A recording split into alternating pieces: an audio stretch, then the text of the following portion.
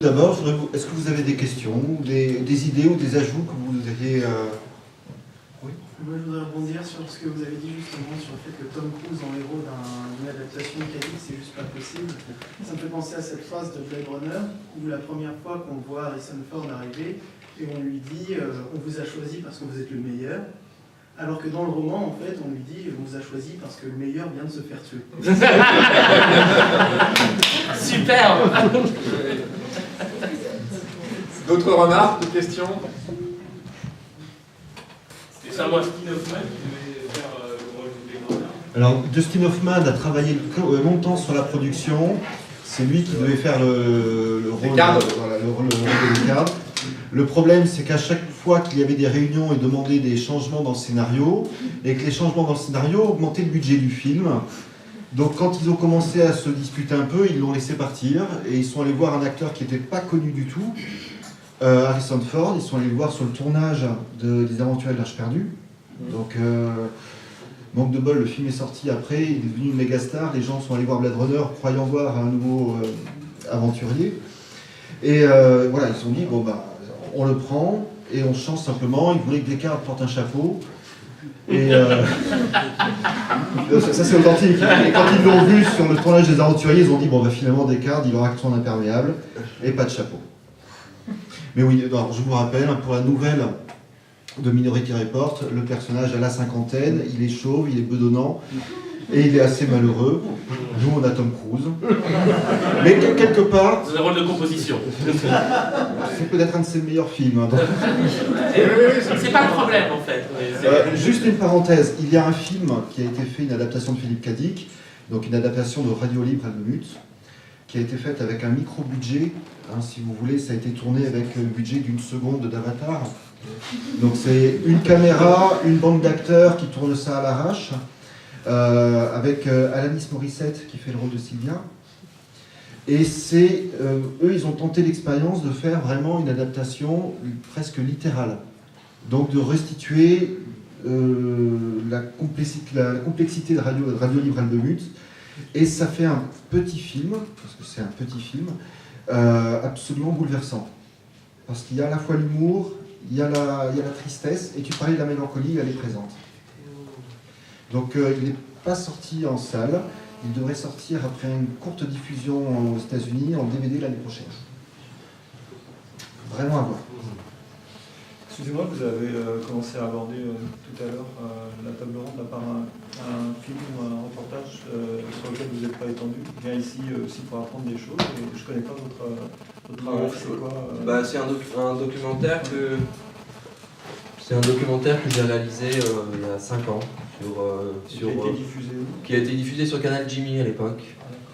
Voilà, et que vous pouvez voir maintenant sur YouTube. Il s'appelle Addicted. Addicted. Voilà, qui est un peu l'idée, c'était vraiment de retracer un peu en traversant un peu différents domaines, la littérature, la musique, le design, de voir un peu quelle influence avait pu avoir Philippe Cadic sur Philippe Stark, David Cronenberg, des gens de Sonic Youth, enfin voilà. Donc vous pouvez le voir sur YouTube en tapant. Merci. On a oublié tout à l'heure peut-être dans les adaptations, je trouve l'adaptation française ou suisse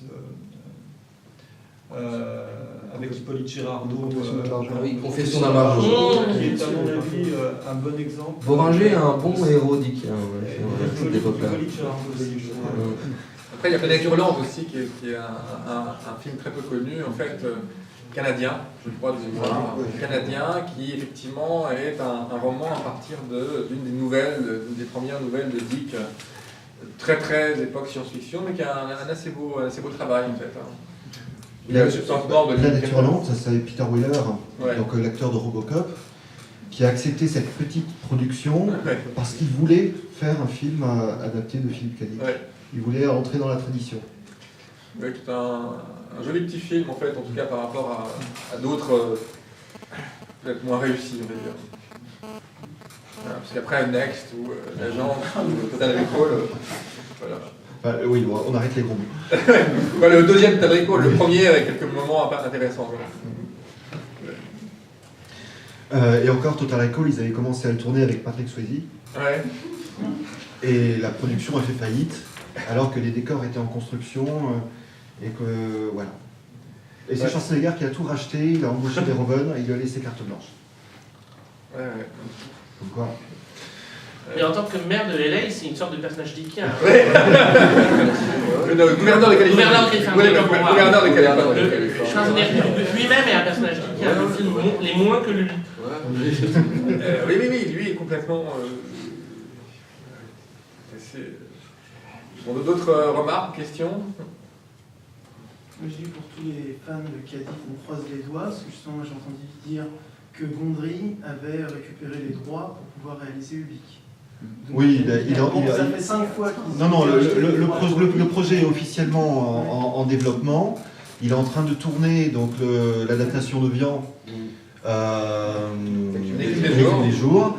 Et normalement, dès qu'il a fini, il enchaîne sur Ubik. Le problème, c'est qu'aux dernières nouvelles, l'écriture du scénario n'est pas satisfaisante pour eux. Parce que le scénario a déjà été écrit.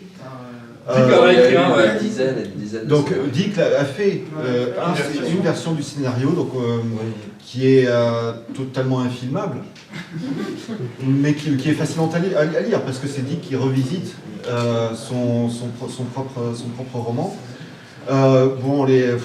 Le nombre de films qui ont été projetés autour de Dick, ça constitue tout un chapitre entier de l'histoire du cinéma invisible.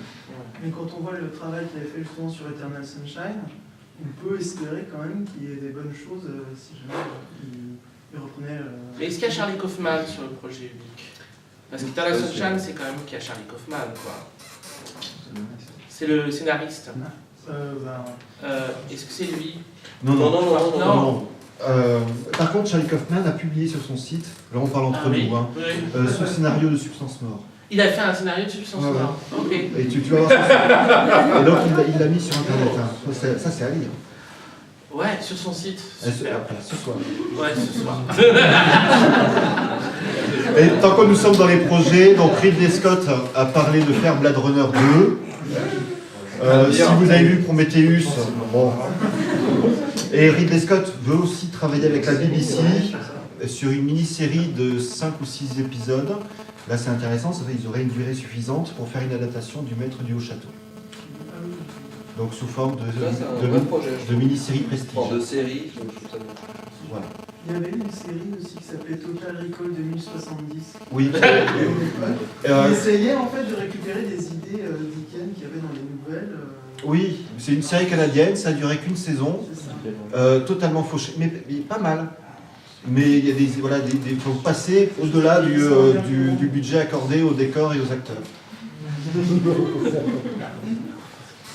Bien, je crois qu'on peut tous vous remercier. Et nous allons passer...